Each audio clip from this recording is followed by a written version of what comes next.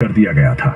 जी हाँ, उस दिन मौत को खुद अपनी मौत देखनी पड़ी थी और उनका वध करने वाले कोई और नहीं बल्कि स्वयं कालों के काल महाकाल थे। सिर्फ अपने एक 16 साल के नन्हे भक्त को बचाने के लिए महादेव ने यमराज की छाती पर ऐसी लात मारी कि यमराज के प्राण निकल गए। कहानी शुरू होती है महान शिव भक्त ऋषि मृकंडु और उनकी पत्नी मरुधवती से। सब कुछ था उनके पास, लेकिन एक ही दुख था, संतान का न होना। उन्होंने शिवजी की कठोर तपस्या की। भोलेनाथ प्रसन्न हुए, लेकिन उन्होंने एक कठिन शर्त रख दी। उन्होंने पूछा, तुम्हें कैसा बेटा चाहिए?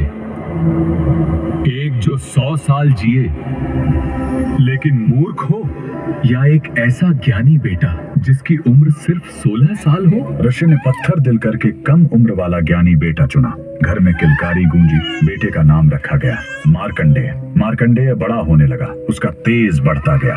लेकिन जैसे जैसे उसका 16वां जन्मदिन पास आ रहा था, माता पिता का रो रो कर बुरा हाल था। जब मार्कंडेय ने कारण पूछा और उसे अपनी मौत का सच पता चला, तो वो नन्हा बालक बिल्कुल नहीं घबराया। उसने कहा, मैं उस महाकाल की शरण में जाऊंगा जो मौत को भी बदल सकते हैं।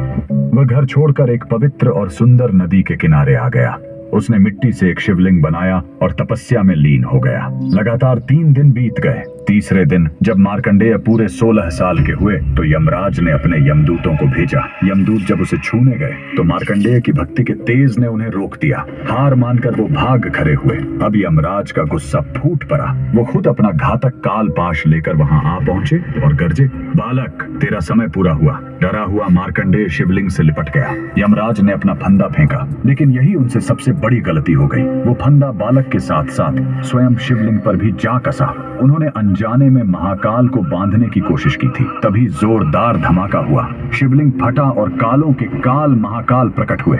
उन्होंने गरज कर कहा, मूर्ख, तूने मेरे भक्त पर वार करने की हिम्मत कैसे की? महाकाल ने एक जोरदार लात यमराज की छाती पर मारी और अपने त्रिशूल से वहीं यमराज का वध कर दिया। उस पल दुनिया से मौत खत्म हो गई। शिवजी ने मार्कंडेय को अमर होने का वरदान दिया। बाद में सृष्टि का संतुलन बनाए रखने के लिए उन्होंने यमराज को भी वापस जिंदा किया, लेकिन इस चेतावनी के साथ कि वो शिव भक्तों से दूर रहेंगे।